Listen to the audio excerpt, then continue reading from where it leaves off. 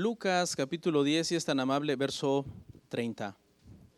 Hermanos, regáleme un minutito puestos en pie y oramos y nos sentamos ya, un poco rápido.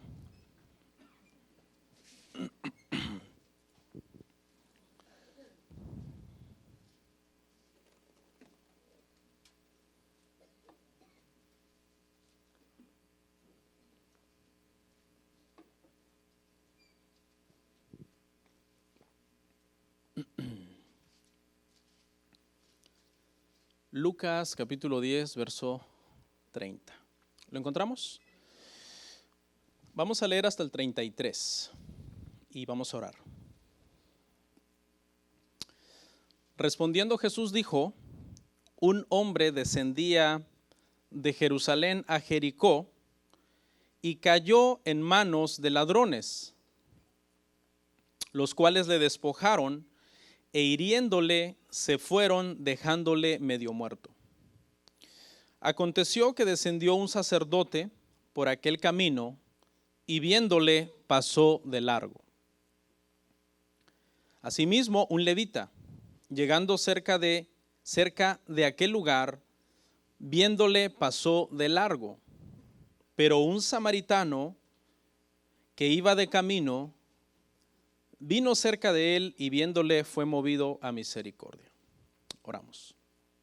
Padre, gracias por tu palabra, gracias por el evangelio glorioso, gracias por Jesucristo, nuestro Señor y Salvador, gracias por tu Espíritu Santo que nos guía, consuela, enseña, redarguye. Padre, gracias por todas tus bendiciones, gracias por la iglesia. Gracias por tu pueblo en general que está aquí presente, Señor. Hoy iniciamos un estudio nuevo y te pido que todos los temas que voy a enseñar me ayudes, me des gracia, sabiduría y a tu pueblo entendimiento para recibir tu palabra. En Cristo Jesús, amén. Amén. Pueden sentarse, hermanos.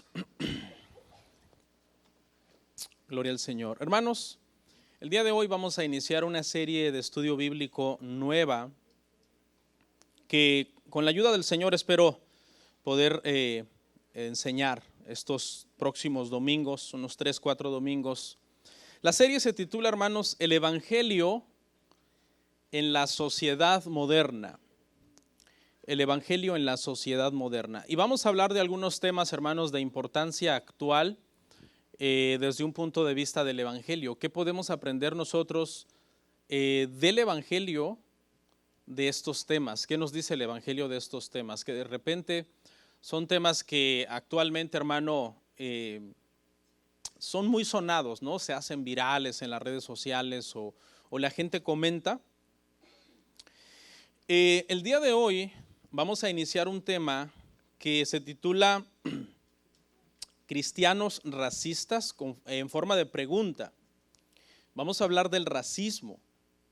Aunque usted no lo crea, hermanos, el racismo es un tema que últimamente se ha vivificado, que ha resurgido y que ha vuelto otra vez a causar muchos problemas pues en el mundo en general, ¿no? En el mundo en general. Aquí en Estados Unidos se habla especialmente más del racismo porque sabemos que es un país que es cosmopolita, como se dice, ¿no? Porque vive gente de muchas partes del mundo.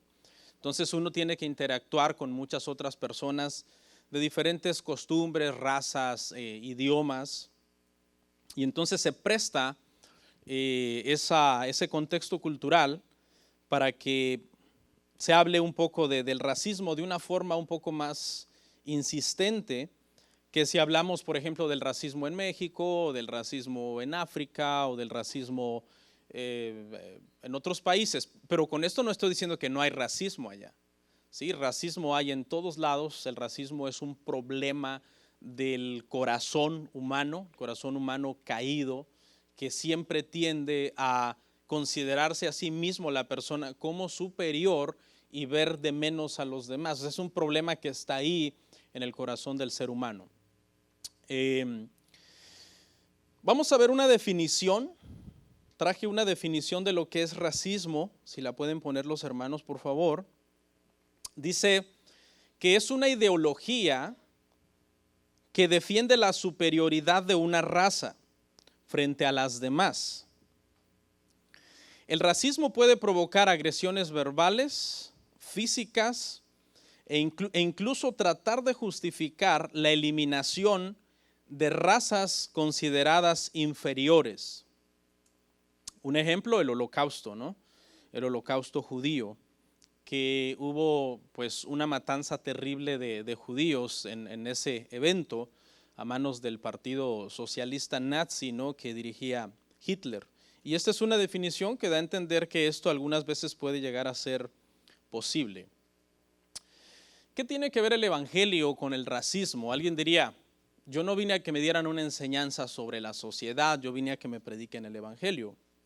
Bueno, con la ayuda de Dios voy a tratar de enseñarles bíblicamente el día de hoy cuál es la conexión que existe entre el evangelio y las razas. Y con la ayuda de Dios vamos a aprender algo bastante interesante, hermano. Quiero hacer una aclaración que el día de hoy estaré usando varias veces el término negro o negros por cuestiones técnicas, porque ese es el término técnico que se usa para describir a las personas de raza negra. Usted lo puede leer en cualquier libro de historia o en cualquier libro actual. Y cuando yo estoy usando ese término, en mi corazón no conlleva ninguna cuestión despectiva de racismo, sino creo que es todavía más racista que usemos otros apodos que de repente la gente maneja para referirse a la gente de raza negra. Lo correcto es que en los libros y en los récords y culturalmente todos entendemos que la raza negra es la raza negra y que hay una raza que se dice que son blancos y que hay otras razas que se dice que son asiáticos y latinos, etcétera. Pero la usaré varias veces, entonces quise poner esta aclaración de entrada para que no se vaya a prestar a una mala interpretación, porque precisamente el propósito de este tema es erradicar el racismo, hermanos, de la iglesia cristiana por medio del evangelio. Esa es la meta, hermano, que vamos a proponernos en este tema, ¿ok? El racismo, entonces, de acuerdo a nuestra definición, es un trato preferencial que se le da a cierto tipo de personas, pero no basado en su forma de ser, no basado en su estatus económico, no basado en su carácter social o su moral, sino únicamente basado en su raza. Eso es racismo. Le pongo un ejemplo. Hay un cajero en un banco y llegan entonces dos personas, se forman con él. Uno es blanco, el otro es latino, por decirlo así, aunque la lucha es más entre blancos y negros, ¿no? Pero vamos a usar latino en este caso porque nosotros somos latinos. Entonces llegan, se forman ante el cajero de banco, uno es blanco, otro es latino, y entonces el cajero trata mejor al blanco y el único estándar que él toma para tratarlo mejor es porque es blanco. Esa es la única razón, no hay otra razón. Entonces, eso cae dentro de la categoría de racismo. ¿Por qué? Porque el estándar que está tomando esta persona para dar un trato preferencial es la raza. Ni siquiera es el dinero, ni siquiera es la conducta, ni siquiera es su comportamiento moral. Ahora, les quiero aclarar que no todo es racismo, ¿verdad? Porque vamos a la misma escena y ahora el blanco pasa con el cajero, no sabemos qué raza es el cajero, no hemos dicho eso, ¿ok? El blanco pasa con el cajero y el blanco sonríe, platica con él, es amable. Mientras están haciendo la transacción, se alcanza a ver que lo están haciendo en un ambiente ameno y el latino está atrás, ¿verdad? Esperando. Él está observando la escena, él observa que wow, qué bonito convivieron, fue bien ameno y bien jovial y se rieron y bromearon. Y entonces pasa él, termina la transacción de este hombre blanco, pasa el latino, pero el latino pasa con una mala actitud. no saluda, es pesado a la forma de hablar, le dice al cajero, no tengo tu tiempo, apúrate, y se nota inmediatamente que la actitud del latino es mala. Entonces, obviamente, la respuesta del cajero va a ser conforme a lo que está recibiendo, ¿no? Se va a poner también hostil, se va a cerrar también quizás en que van a entrar en una lucha de poder para no dejarse humillar el uno al otro, y se va a poner pesado el cajero. Entonces, ¿qué podría deducir el latino de una forma errónea? Podría deducir, este cajero es racista. ¿Por qué? Porque al blanco sí vieron cómo lo trató y a mí me trató mal. La pregunta es, si este cajero lo está tratando mal o le está respondiendo mal meramente por la razón de que este hombre es latino o por su forma de ser fea que tiene como persona. Entonces no todo es racismo. En este país tiende mucho, hermano, a hacerse muchas demandas por cuestiones de racismo, cuando muchas veces en realidad no es racismo, sino que hay personas que reciben un trato mejor meramente por su forma de ser, no por su raza. Y hay personas que reciben un mal trato o un mal servicio, pero no basado en su raza, sino porque son personas maleducadas, son personas pesadas en su forma de ser y entonces reciben simplemente lo que están dando. No sé si me entiende. Entonces, no todo es racismo. Racismo es solamente cuando alguien recibe un trato preferencial basado en raza.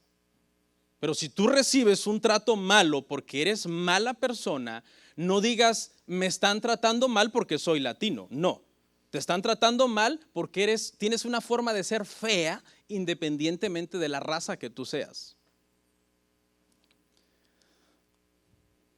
¿Por qué otra cosa podríamos sufrir racismo o un trato que nosotros pensemos que es racismo sin que sea racismo? Pues simplemente porque vivimos en un mundo caído. Quizás yo estoy recibiendo un maltrato y no es que la persona sea racista, sino simplemente es una persona neurótica, amargada, que así trata inclusive a sus mismos hijos y a su misma esposa. Y yo digo, ay, este blanco está siendo racista conmigo porque soy latino. Y quizás no, es su mera forma de ser de esta persona, porque así es y así trata a todo mundo, blancos, negros, latinos, quien sea. Ok.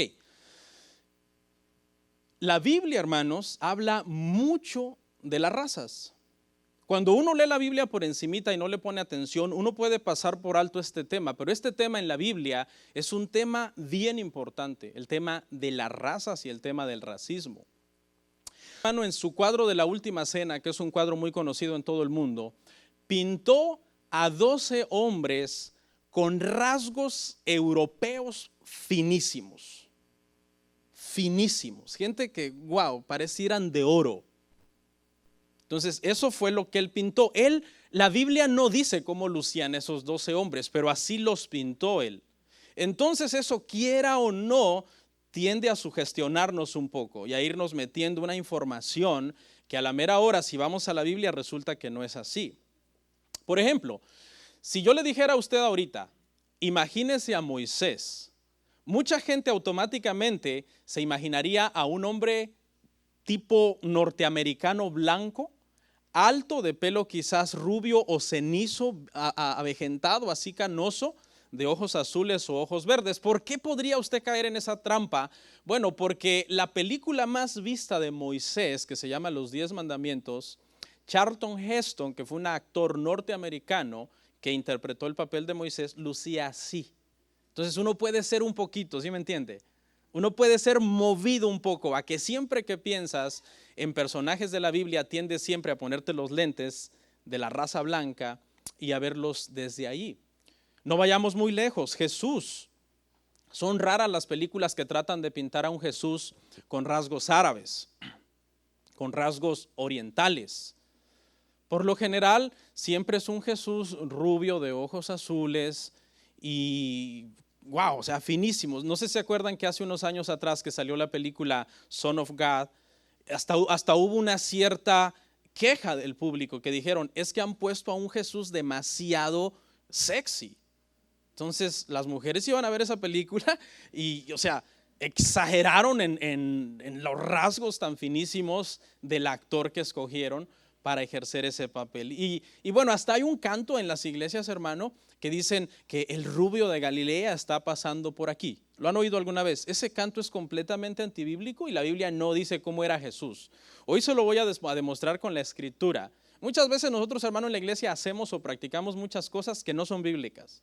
Y cuando vamos a la Biblia descubrimos, hermano, que estábamos errados. Hermanos, en el Antiguo Testamento, en la Biblia en general, Antiguo y Nuevo Testamento, aparece 54 veces el término cus o cusitas. Y siempre que se usa el término cus o cusitas, hermano, está describiendo a una raza con rasgos negros.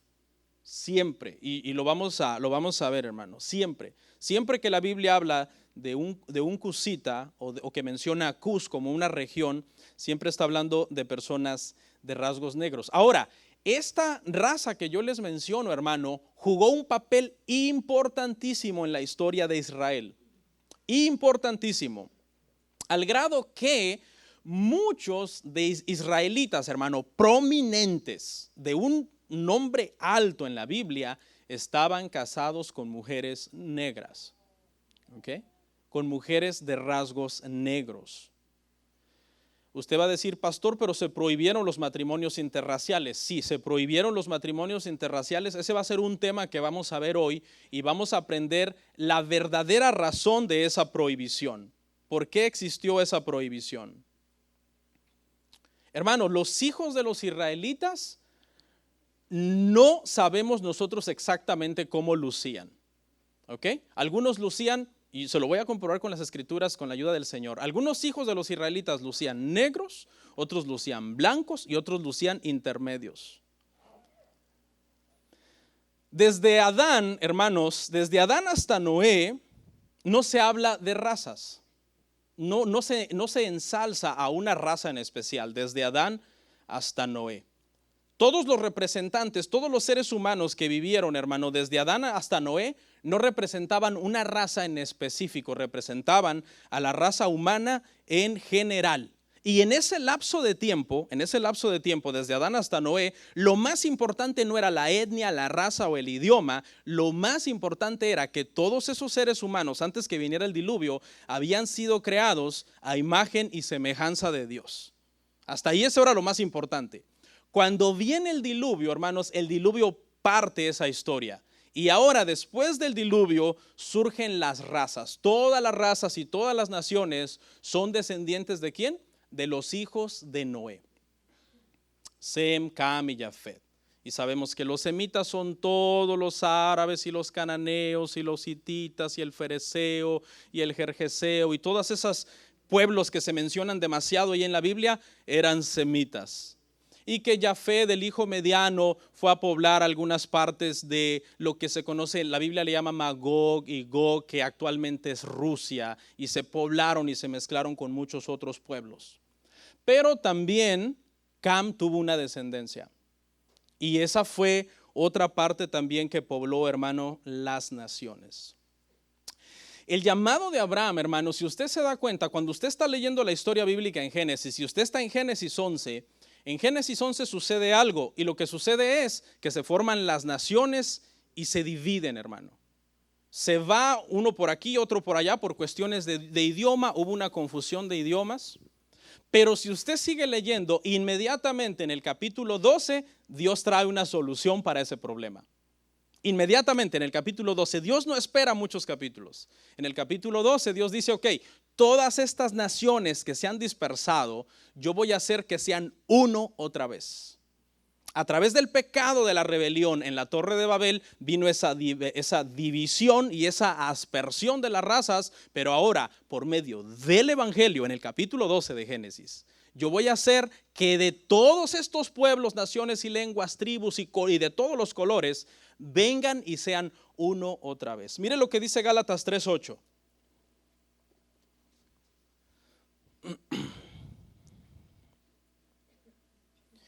Dice, y la escritura previendo que Dios había de justificar por la fe a los gentiles, dio de antemano la buena nueva a Abraham, diciendo, en ti serán benditas todas las naciones.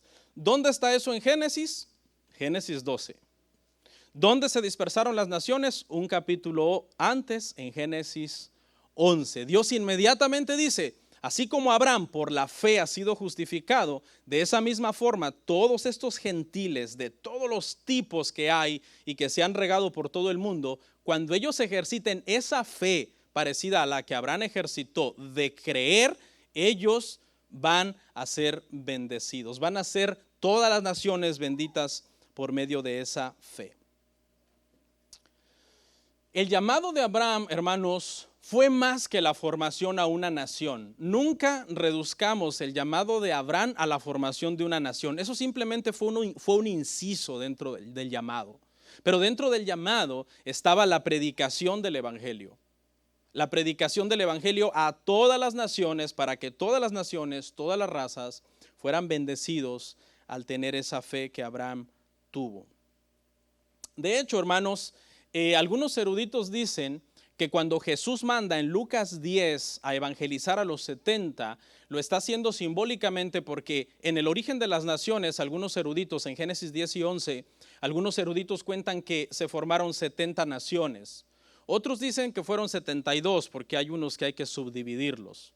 Pero los que dicen que en Génesis 10 y 11 se formaron 70 naciones, apelan a que la razón por la que Jesús mandó 70 evangelistas fue simbólicamente diciendo Cristo que el evangelio iba a ser predicado en todas las naciones que se habían formado desde el Génesis. Obviamente, actualmente no existen 70 naciones, hay más de 70 naciones porque ha habido rupturas y divisiones y existe Corea del Sur y Corea del Norte, etcétera.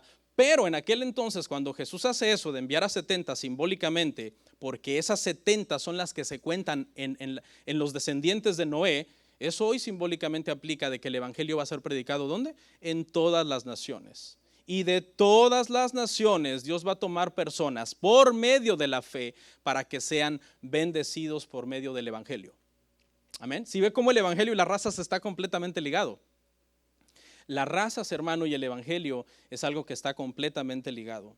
Si después de esta prédica alguno de nosotros todavía sigue teniendo tendencias racistas o discriminatorias, va a ser una pena en realidad, Pero vamos a ver entonces nuestro pasaje ahí en Lucas 10.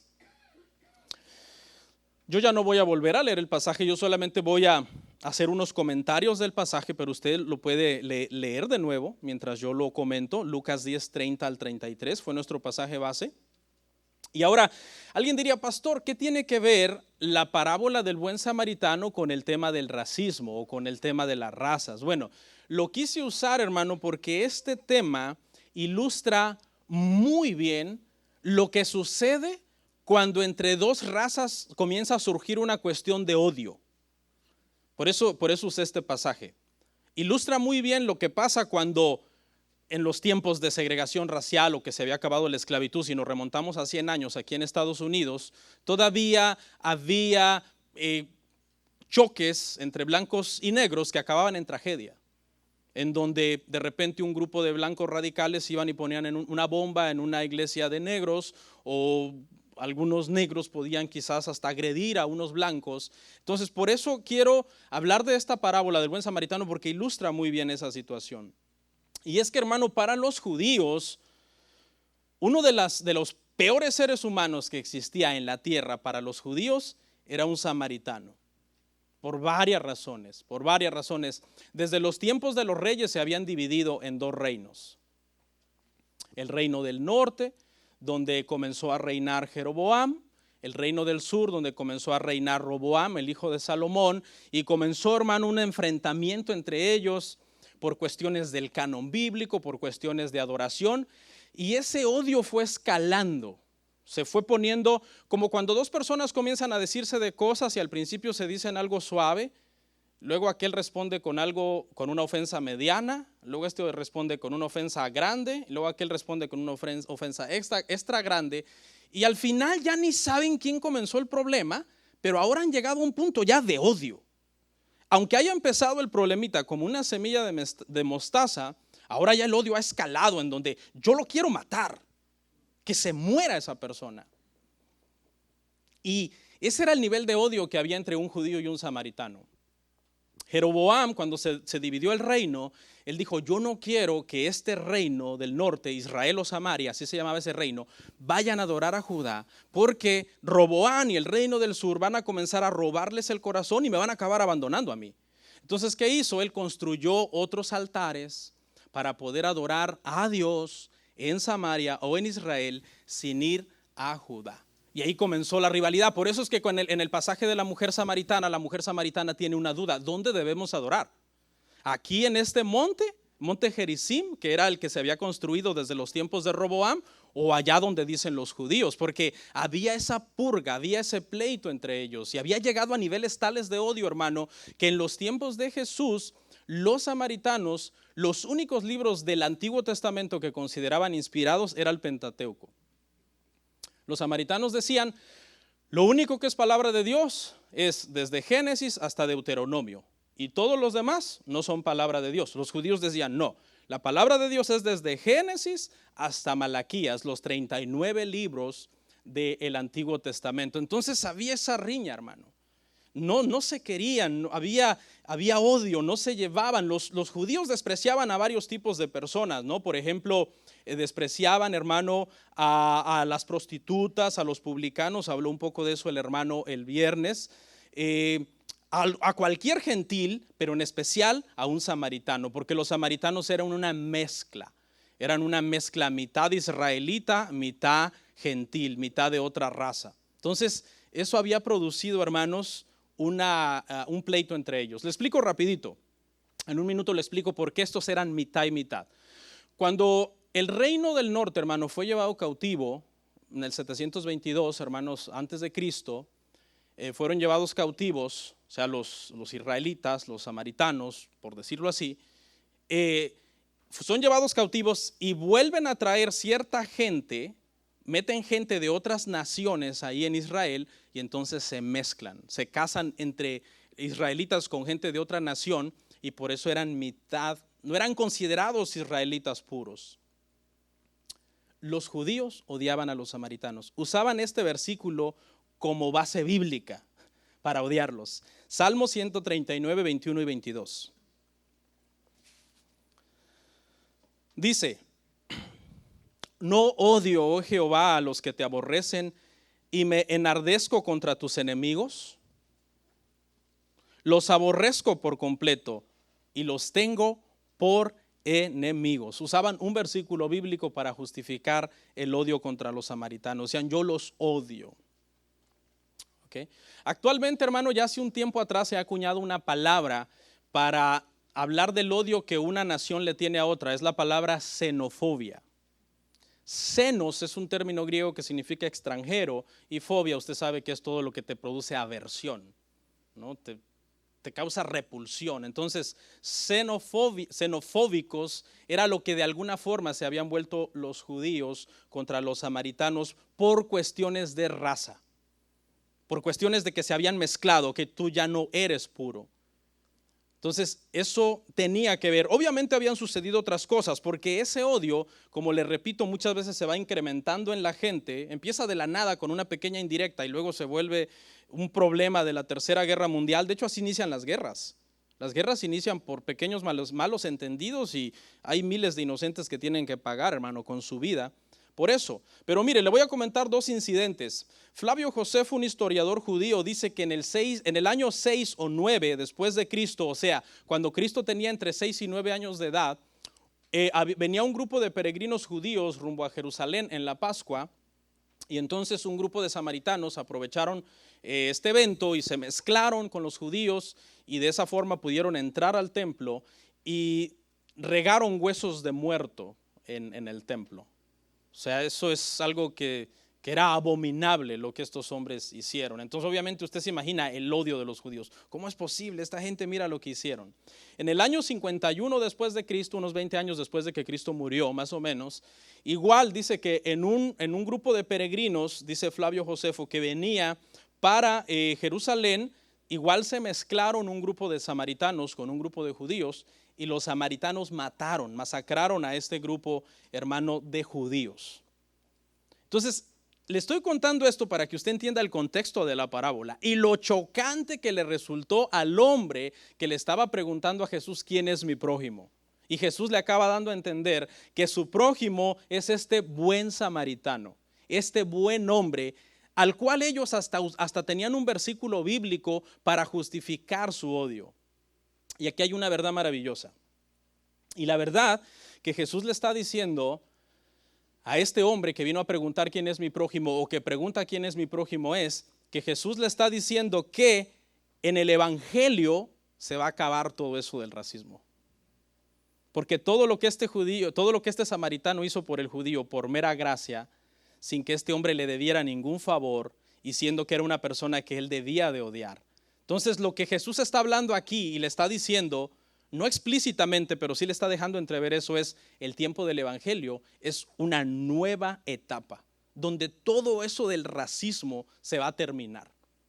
Y ese samaritano que tú desprecias es tu prójimo, es tu hermano. Hace mucha calor, ¿alguien prendió los aires? O si no, pongan un aire frío, hermanos, porfa.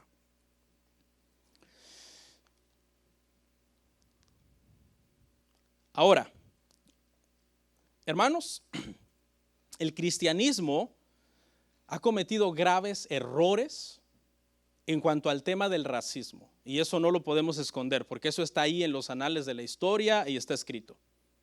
Y hay que reconocerlo y hay que, hermano, que aceptarlo y hay que darle una explicación bíblica para que los que odian a Dios y odian la Biblia dejen de usar eso como un pretexto. No, pero es que mira, los cristianos en el tiempo de la esclavitud en los Estados Unidos tenían esclavos. Eso es una verdad. Y tú te preguntas, ¿cómo era posible que cristianos, hermano, en el tiempo de la esclavitud aquí en Estados Unidos tenían el entendimiento que podían ser dueños de otro ser humano? ¿De dónde sacaron, hermanos, esa idea? Bueno, la sacaron de una mala interpretación de un pasaje bíblico.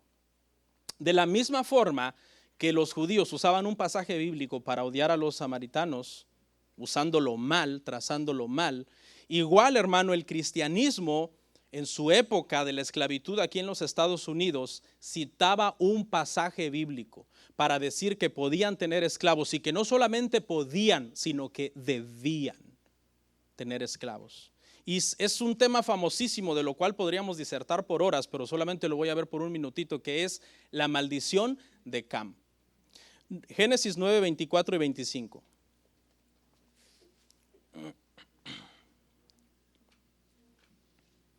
Este es el tema. La famosa maldición de Cam era la que justificó o se usó para justificar, mejor dicho, la esclavitud, hermano, en los Estados Unidos y en otras partes del mundo.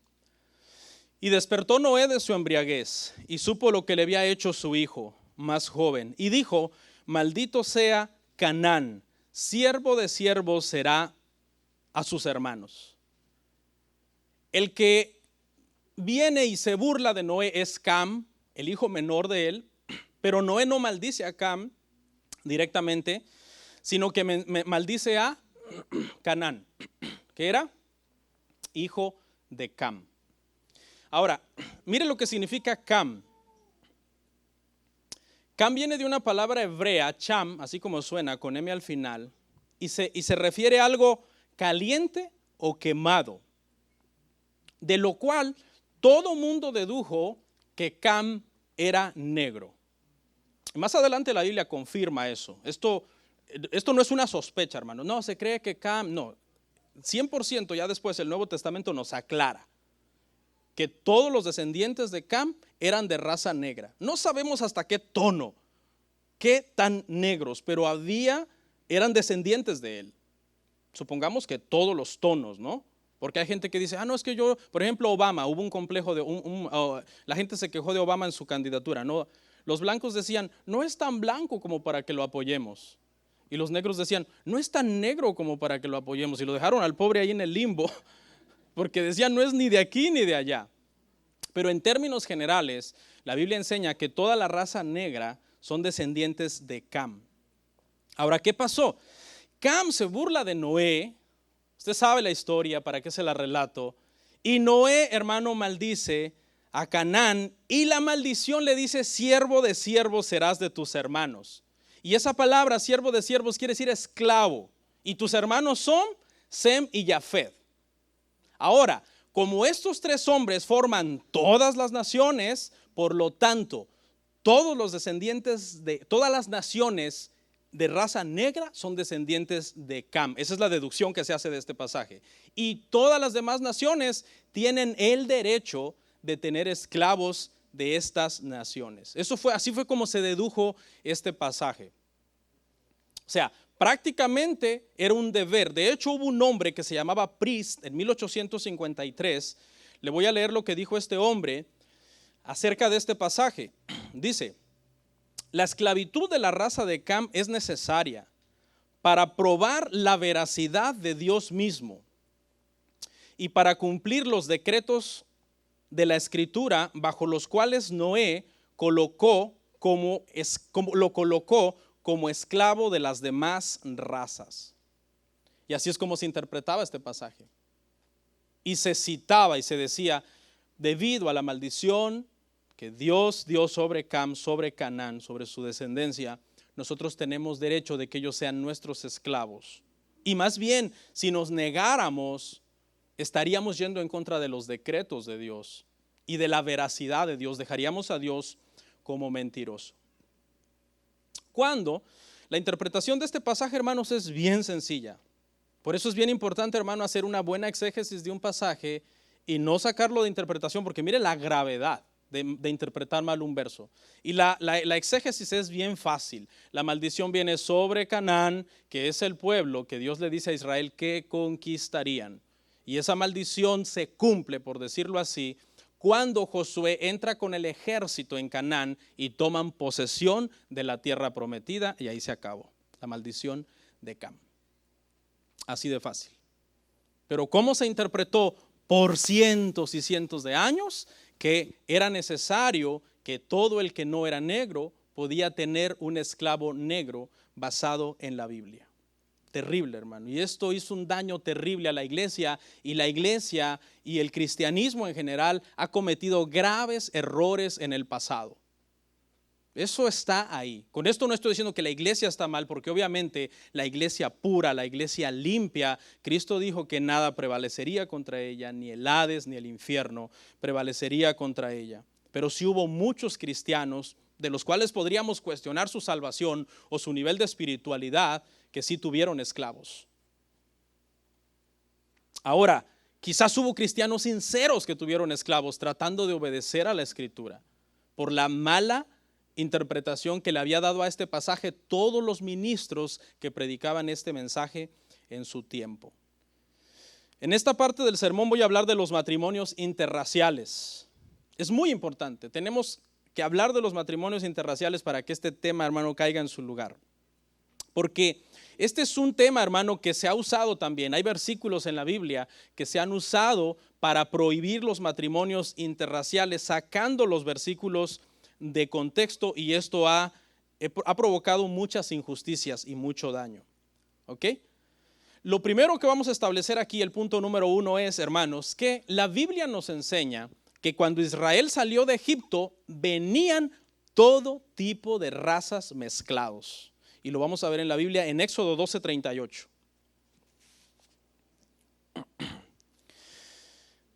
También subió con ellos grande multitud de toda clase de gentes, ovejas y muchísimo ganado. Toda clase de gentes. La cantidad de gente cuando venían caminando, que venían saliendo de Egipto, lucían de muchas formas. Quítese esos lentes de que usted vea a Moisés y un montón de blancos rubios de ojos verdes en el desierto. Venían de todo, venían egipcios que dijeron: vámonos, ya derrotaron al faraón, vámonos con ellos. Después esos egipcios provocaron rebeliones. Los egipcios eran negros, se lo voy a demostrar con la Biblia. Negros mezcla con asiáticos. Venían gente de otras naciones que se habían circuncidado para tomar la Pascua y que por lo tanto, aunque biológicamente no eran israelitas, teológicamente eran israelitas. Teológicamente. Y esa gente de otras naciones que teológicamente se podía volver israelita por la circuncisión podía ser todavía hasta más piadoso que un verdadero israelita de sangre o de genética. Venía de todo en ese grupo de gente. De hecho, la palabra de Dios para todos, esta versión palabra de Dios para todos, dice específicamente que venían muchas razas, porque aquí en Reina Valera dice que venía muchas clases de gente, pero la palabra de Dios para todos es más clara y dice muchas razas de gente. Es la versión PDT, usted la puede ver en su casa. O sea, venían muchos tipos de gente, unos que biológicamente eran israelitas, también teológicamente, otros que eran egipcios pero paganos, otros que eran egipcios pero teológicamente israelitas porque se habían circuncidado, otros que lucían amarillos, otros que lucían latinos, porque si se casa, muchas veces cuando se casa alguien de la raza negra y un blanco, el producto puede lucir medio latino, así medio intermedio. Venían muchos, hermano, muchísimos, raza negra, hermano, en este grupo. De hoy en adelante, cuando usted lea el Éxodo, siempre véalo con esos lentes. En el Éxodo venía toda clase de gente. Pastor, ¿cómo podemos afirmar esto de una forma más clara? Bueno, José se casó con una egipcia. ¿Sí? José se casó con una egipcia. Los egipcios eran hijos de Cam. Ahorita vamos a ver la cita. Los egipcios eran hijos de Cam. Los hijos de Cam eran negros. ¿Ok? José se casó con una egipcia. Cuando salen los israelitas, hermano, de Egipto, obviamente ya han pasado un montón de años y los hijos de José se han multiplicado. Efraín y Manasés fueron sus dos hijos. ¿Ok? Y ahora pasan a ser dos tribus. Cuando ellos salen, hermano, de Egipto, los hijos de José, Efraín y Manasés, son dos tribus de las 12 tribus de Israel. ¿Por qué? Porque Leví no era contado como tribu y José no fue contado como tribu. Entonces, si sacamos a estos dos y Jacob tenía 12 hijos y entran los dos hijos de José, son 12. ¿Nos queda claro eso? ¿Cómo lucían los hijos de José?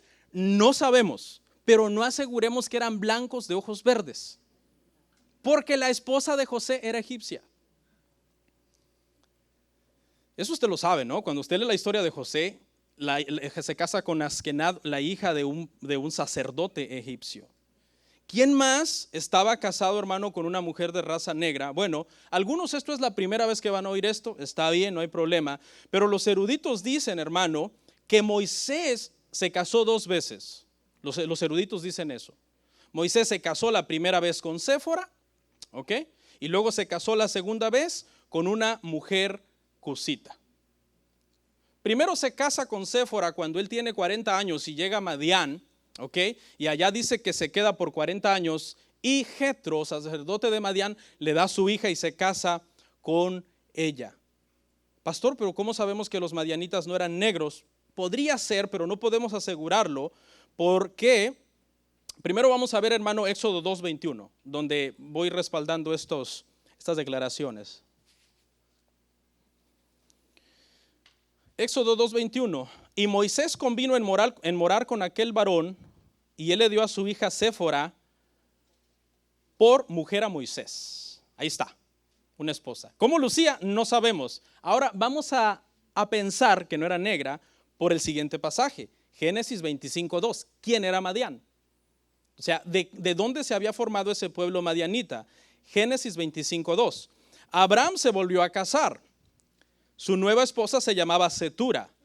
Ella dio a luz a Simram, Joksán, Medán, Madián, Isbac y Suach. O sea que Madián era hijo de Abraham. ¿Ok? Porque no sé si sepa, pero ese viejito hermano, después que murió Sara, él se volvió a casar. Aunque ya en los tiempos que no nacía Ismael, él ya decía, ¿y qué hago? ¿Y qué hago? Y después, no, tomó un segundo aire. Se volvió a casar. Y Madián era hijo de Abraham. Y pasan los siglos y descendientes de los madianitas es la mujer con la que se casa Moisés. Si usted dice Abraham es blanco, entonces quizás los madianitas no eran negros. Entonces esta mujer Séfora de Moisés, hasta aquí nosotros entendemos que no es negra. Porque la murmuración viene hasta Números 12. ¿Por qué la murmuración no vino antes? Desde el principio, cuando Moisés vuelve a Egipto. ¿Y Séfora fue con él al principio? Sí. ¿Se acuerda cuando dice que iban en el camino y le sale Jehová al encuentro a Moisés y trata de matarlo porque no había circuncidado a sus hijos? ¿Quién circuncidó a los niños? Séfora. ¿Por qué la murmuración surge tan adelante? Aquí es donde los eruditos entran y dicen que esta mujer cusita de Números 12:1 es otra. Y mire lo que dice Números 12:1.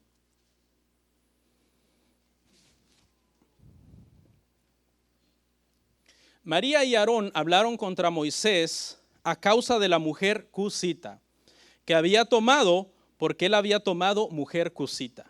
Ahí está. Esta palabra, acuérdese, cusita, hermano, etíope, egipcia, siempre habla de raza negra. Siempre que usted vea esa palabra en la Biblia, y llegó un etíope, y llegó un cusita, y llegó un egipcio, siempre se refiere a personas de raza negra. ¿Por qué? Mire lo que dice Génesis 10:6. Génesis 10:6. Los hijos de Cam, ponga atención. ¿Quién es Cam? Cam es el hijo de raza negra de Noé. ¿Quiénes son? Cus.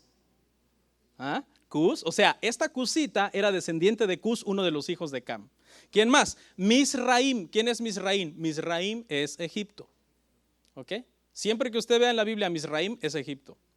¿Ok? Los egipcios eran descendientes de Cam. Y menciona a otros, Fud y Canaán, que ahí fue donde dijimos que se cumplió en sí la maldición. Entonces, ¿cómo lucían los hijos de Moisés con esta mujer cusita? No sabemos. Nosotros no sabemos. No podemos decir que eran blancos, porque su mujer era negra. Es muy probable que hayan tenido rasgos negros o rasgos mitad y mitad, porque tampoco sabemos cómo era Moisés. Hay un argumento por ahí que Moisés lucía negro, porque no sé si se acuerda usted que cuando Moisés llega a Madián lo confunden con egipcio. ¿Se acuerda? Si quiere lo lee en su casa. Llegaron las muchachas corriendo y le dijeron a Jetro, vimos un egipcio. Y se cree entonces, ¿por qué lo confundieron con egipcios si los egipcios eran negros? Entonces la gente dice, Moisés en realidad no era tan blanco. Y lo confundieron con un egipcio porque los egipcios son negros y él lucía negro.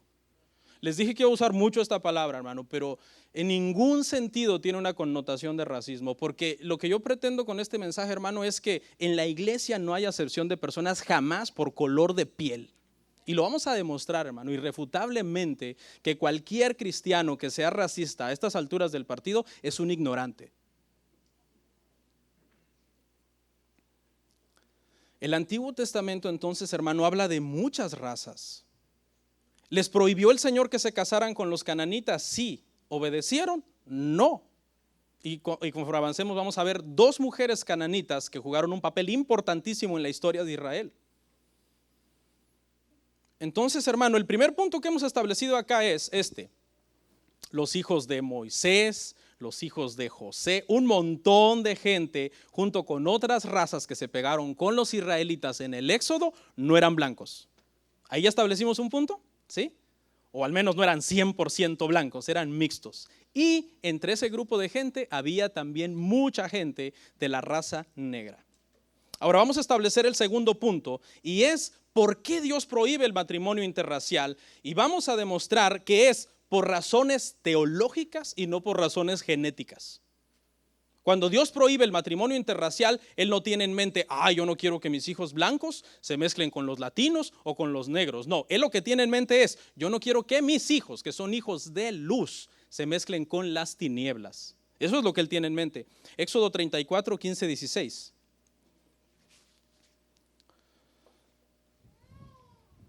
Por tanto, no harás alianza con los moradores de aquella tierra, porque fornicarás en pos de sus dioses y ofrecerán sacrificios a sus dioses, y te invitarán y comerás de sus sacrificios, o tomando de sus hijas para tus hijos, y fornicando sus hijas en pos de sus dioses, harán fornicar también a tus hijos en pos de los dioses de ellas. La razón es teológica. No les dijo, miren, no se casen con esas cananitas, porque esa raza yo no quiero que se mezcle con ustedes. Ellos son feos, ustedes guapos y van a tener hijos feos. No, es espiritual, la razón es espiritual. Dios sabe muy bien un principio, y el principio es este. Si dos personas comienzan a convivir mucho, y este es bueno y este es malo, es más fácil que lo malo del malo se le pegue al bueno, que lo bueno del bueno se le pegue al malo. ¿Dónde vemos eso ilustrado? En la vida de Salomón. El hombre más sabio que la Biblia dice, se casó con muchas mujeres y cuando era viejo dice que inclinaron su corazón a la adoración de los ídolos y de los dioses falsos de esas mujeres. Y Dios sabe esto. Dios dice, no, por cuestiones teológicas, yo no quiero que ustedes se casen con ellos porque los van a llevar a la idolatría. Van a apartar el corazón de ustedes de mí. Ahora vamos a ver un verso que refuerza esto. Deuteronomio 20:14. Este verso refuerza esta declaración porque aquí Dios no le prohíbe a los israelitas tomar a estas mujeres como botín y aún como esposas en el contexto más amplio. Deuteronomio 20:14 dice, solamente las mujeres y los niños y los animales y todo lo que haya en la ciudad, todo su botín tomarás para ti. Y comerás del botín de tus enemigos, los cuales Jehová tu Dios te entregó. Aquí no le prohíbe tomar a las mujeres. En el contexto más amplio, cuando usted lo lee, Dios algunas veces permitía que ciertos pueblos que eran conquistados, esas mujeres fueran tomadas por mujeres. Si el mandato hubiera sido por cuestión de raza, Dios se lo hubiera prohibido absolutamente. Pero como no era por cuestión de raza, había ciertos pueblos, eran conquistados, los israelitas se casaban con esas mujeres y les enseñaban la adoración del Dios verdadero. Rahab fue una cananita que se convirtió ¿a quién? Al Dios verdadero. Entonces no es una cuestión, hermano. La Biblia no prohíbe casarse con gente de otra raza. La Biblia lo que prohíbe es casarse con gente que no sea de tu fe. ¿Ok? La Biblia no llama yugo desigual a un negro y un blanco casados. La Biblia llama yugo desigual a un impío y a un cristiano casados. ¿Estamos claros hasta ahí? Hermano, en el tiempo acá en Estados Unidos de la segregación racial, esto de los matrimonios interraciales se prohibió estrictamente basado en estos versículos sacados de contexto. A este grado, y hay autores y escritores que respaldan esto que voy a decir, que había padres blancos que tenían un hijo varón, que era cristiano, blanco obviamente, ¿verdad? Y entonces habían dos candidatas para casarse, una impía blanca o una negra buena cristiana. Y ellos decían, te tienes que casar con la blanca, aunque sea impía, porque no te puedes casar fuera de tu raza. ¿Usted cree que eso era sabiduría? Porque ponían por encima la raza antes que la fe. Y es al revés. Dios pone por encima primero la fe. Entonces espero que nunca se dé eso aquí entre nosotros, hermano. Ay, no te vas a casar con ese mexicano. Sería una ignorancia que haya racismo entre nosotros, ¿no? O que, por ejemplo, un padre salvadoreño, disculpen los salvadoreños, no es personal, digan a su hijo o a su hija, cuidadito con ese hondureño, cuidadito. Wow, entre cristianos esas cosas deberían estar bien prohibidas. O un dominicano que le diga a su hija que anda pretendiendo quizás un puertorriqueño, cuidadito con ese puertorriqueño, que no les gusta trabajar. Según.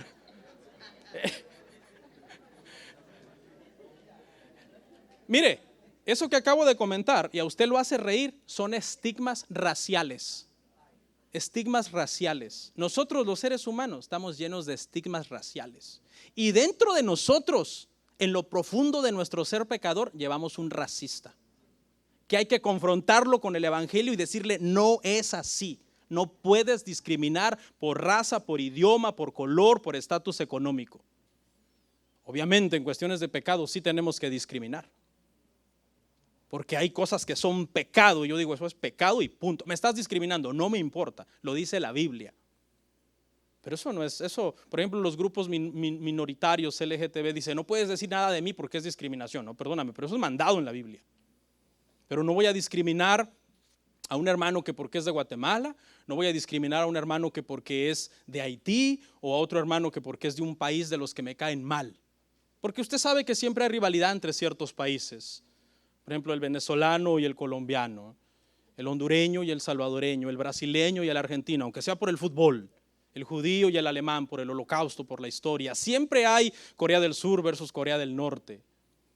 Siempre hay una rivalidad. Pero entre cristianos debería existir eso, hermanos. Jamás. El otro día alguien me comentó que como que se lo querían llevar de la iglesia. Vamos a mi iglesia. No, yo tengo iglesia. No, pero es que vamos a mi iglesia. Y estaban usando el argumento de a donde te voy a llevar, el pastor es de nuestro país. ¿Se imagina? ¿De dónde es tu pastor? Es mexicano. ¿Y es mexicano? No, vamos allá. Un pastor de nuestro país. ¿Usted se imagina, hermano? Discriminándome por ser un pastor mexicano.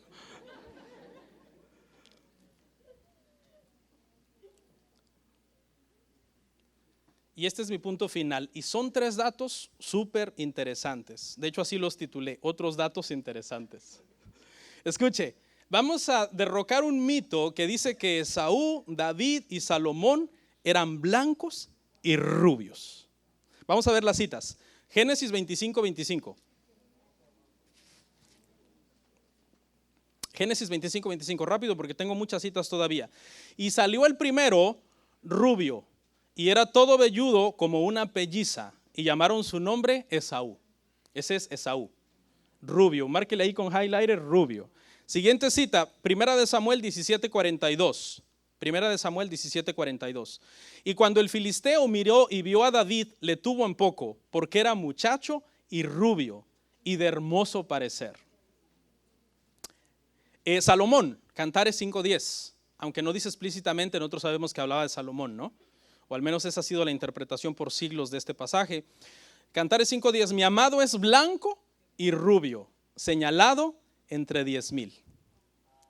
Y cuando tú lees esos pasajes, tú inmediatamente te imaginas a esta gente como blancos norteamericanos de la actualidad, ¿no? Ojo verde, ojo azul, el cuello rojo.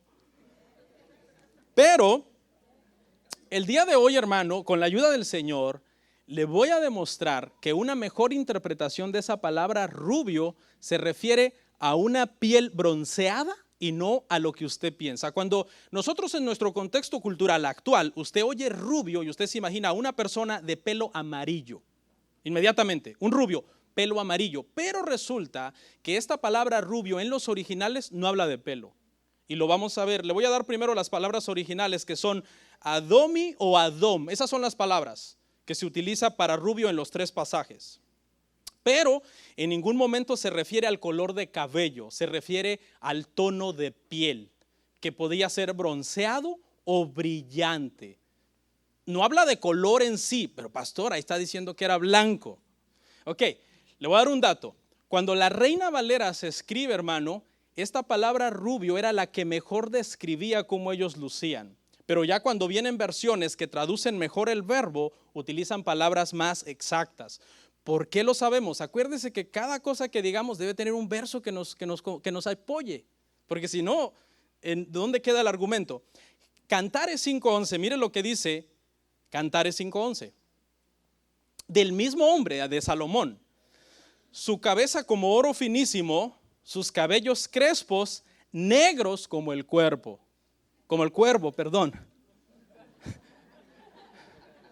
Lo leo otra vez.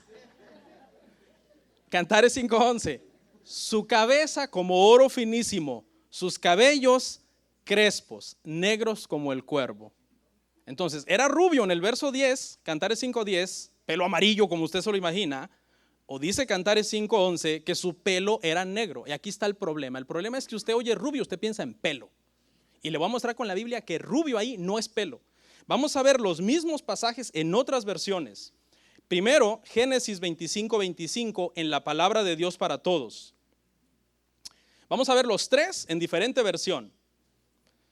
Esaú, la Reina Valera dice que era rubio, usted piensa en pelo amarillo. Palabra de Dios para todos, una traducción más exacta de esa palabra original, Adomi o Adom, dice, el primer bebé nació, está en la pantalla, rojo. Tenía la piel peluda como un abrigo.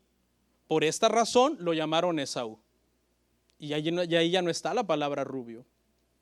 Ah, pastor, pero es una coincidencia. ¿A poco en todas las demás también ya no está la palabra rubio? Mire lo que dice Primera de Samuel 17:42, pero ahora en Dios habla hoy. Primera de Samuel 17:42, Dios habla hoy. Otra versión. Cuando el filisteo miró a David y vio que era joven, de piel sonrosada y bien parecido, no lo tomó en serio. Ya no está la palabra rubio. De piel sonrosada. Ni siquiera dice el color. ¿Ok? Ni siquiera dice el color. Dice que estaba sonrosada, un término original que puede referirse bronceado, brillante. Una piel que brilla puede ser de cualquier color. Blanca y brilla, negra y brilla, no importa. Ahora veamos Cantares 5:10, pero en la Biblia Las Américas. Cantares 5:10, pero en la Biblia Las Américas. Mi amado es resplandeciente. El primer dato que quiero que note es que la Reina Valera dice mi amado es blanco y esta dice mi amado es resplandeciente. La palabra blanco fue cambiado por resplandeciente. Y en lugar de rubio y sonrosado, distinguido entre 10,000. Ya no están esas palabras rubio. Pero pastor, pero yo al leer la Reina Valera, yo entiendo que es pelo rubio y pelo amarillo. Sí, pero usted tiene que entender, ir al original, que esas palabras en el original no están hablando de cabello. ¿Ok? No, pastor, es que yo tengo un cuadro de David Rubio. Píntele el pelo. Pastor, pero qué grave es esto. Esto no es grave. Esto son cosas secundarias. Esto es alimento para que usted, mire, tenga un mejor discernimiento a la hora de decir algo. Y no se vaya de un solo, no, es que esto, lo otro. Todos estamos aprendiendo. A mí este dilema me lo planteó una hermana hace unos días y precisamente yo he estado preparando estos temas de esta serie. Digo, aquí entra muy bien esta aclaración y qué bueno que la estamos haciendo para que sigamos aprendiendo. Este es el primer dato interesante. El segundo es que en la iglesia primitiva, hermanos, había negros. Hermanos, uno de los teólogos más grandes de la historia cristiana era africano. ¿Quién? ¿Alguien sabe? Uno de los más grandes, el doctor de la gracia le dicen. Agustín. Agustín era africano. Este es un hombre de una talla, hermano, en la iglesia primitiva muy fuerte. Nació en una antigua ciudad de África que se llama Tagaste, África. Casi, cuando usted algunas veces, si quiere, ponga en Google Agustín, por el prejuicio mucha gente lo pinta blanco, pero va a encontrar que algunos ponen Agustín negro en fotos en Google. ¿Por qué? Usted dice, oye, aquí hay un Agustín negro, porque era africano. Mire lo que dice Hechos 8:27. Hechos 8:27. Vamos a hablar de el etíope. Ya voy casi cerrando. Entonces él se levantó y fue, y sucedió que un etíope, eunuco y funcionario de Candace, reina de los etíopes, el cual estaba sobre todos sus tesoros y había venido a Jerusalén para adorar. Cada vez que usted vea en la Biblia la palabra egipcio, cusita o etíope, es una persona de raza negra, siempre, porque son descendientes de Cam, el hijo de Noé.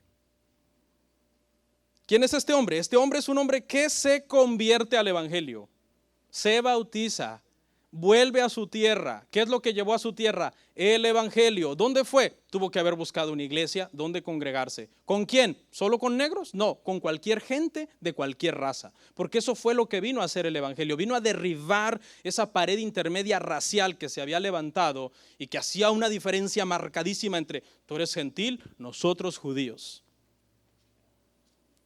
Y también, hermano, en la iglesia primitiva había un hombre muy influyente que era un profeta y un maestro que era de la raza negra. Hechos 13:1.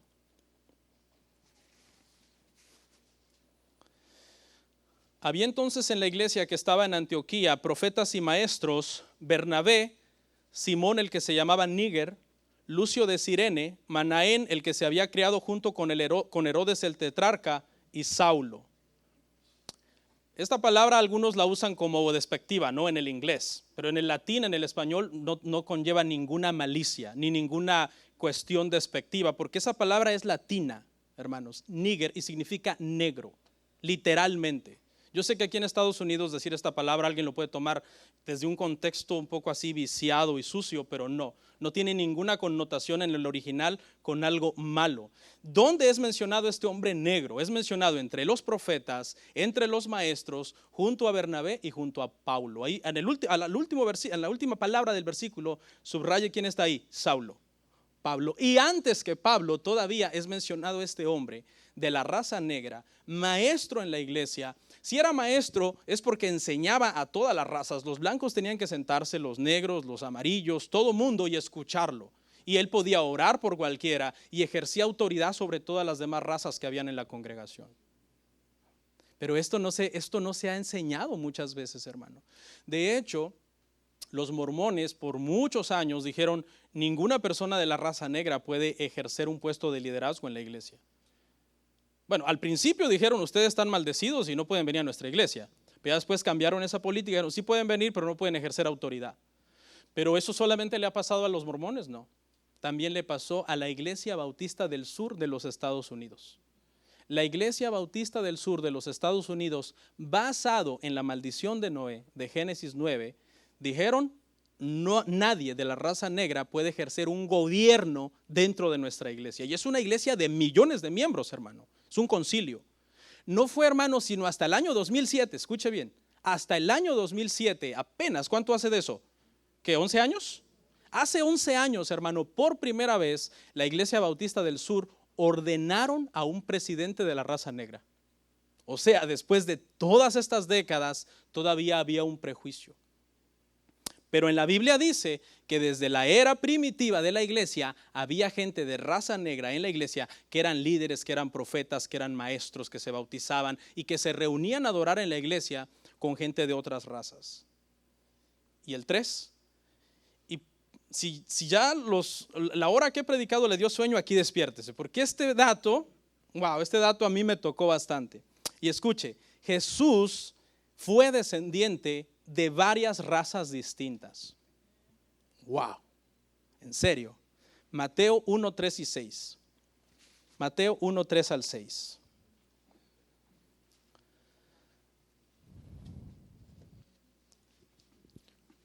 Mateo 1, 3 al 6. Despiértese en esta parte porque esto creo que es el clímax del sermón. Dice: Judá engendró de Tamar a Fares y a Zara. Fares a Esrom, Esrom a Aram, Aram engendró a Aminadab, Aminadab a Nazón, Nazón a Salmón, Salmón engendró de Rahab a Boz, Boz engendró de Ruth a Obed, y Obed a Isaí. Isaí engendró al rey David, y el rey David engendró a Salomón. ¿De quién? De la que fue mujer de Urías Heteo. 4 mujeres, tome su highlighter y las vamos a marcar. La primera, Tamar. ¿Quién es? Una mujer cananita. ¿Okay? Una mujer de Canaán. Usted conoce la historia. Un hijo de Judá se había casado con ella. No tuvo hijos, se casó el otro, no tuvo hijos, le tenía que dar el otro. Judá no se lo dio, dijo: esta mujer está maldita, se mueren todos mis hijos. La mujer se disfraza como ramera, Judá tiene relaciones con ella pensando que era una prostituta. Esta es Judá, una cananita. Con su highlighter marque la que sigue, Rahab, otra cananita, prostituta, hermano, prostituta. ¿Ok? La Biblia dice, el otro día nos enseñaron un argumento que es posible que no era prostituta, pero más adelante el Antiguo Testamento dice que era prostituta. Rahab, la ramera. ¿De dónde es esta mujer? Cananita. ¿De qué estamos hablando? Estamos hablando de la línea de sangre de Jesucristo. Estamos hablando de la genealogía de Jesucristo. Llevamos ya 2 mujeres, las 2 cananitas, las 2 no judías, las 2 no israelitas. Sigamos. Ruth, márquela. ¿De dónde es? Moabita. Producto de un incesto, ¿verdad? Porque Moab fue uno de los hijos que tuvo Lot con una de sus hijas.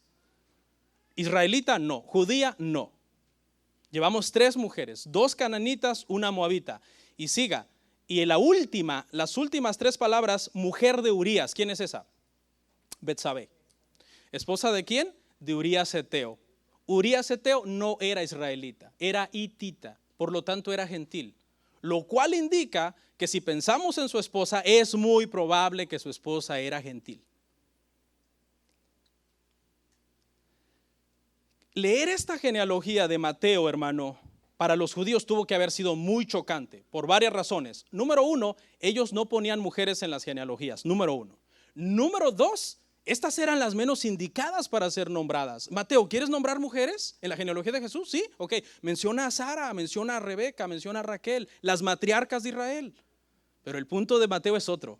Él quiere establecer que de la línea de sangre de Jesucristo había estas mujeres que habían sido catalogadas por la sociedad como impías, como paganas, y por los judíos como gentiles.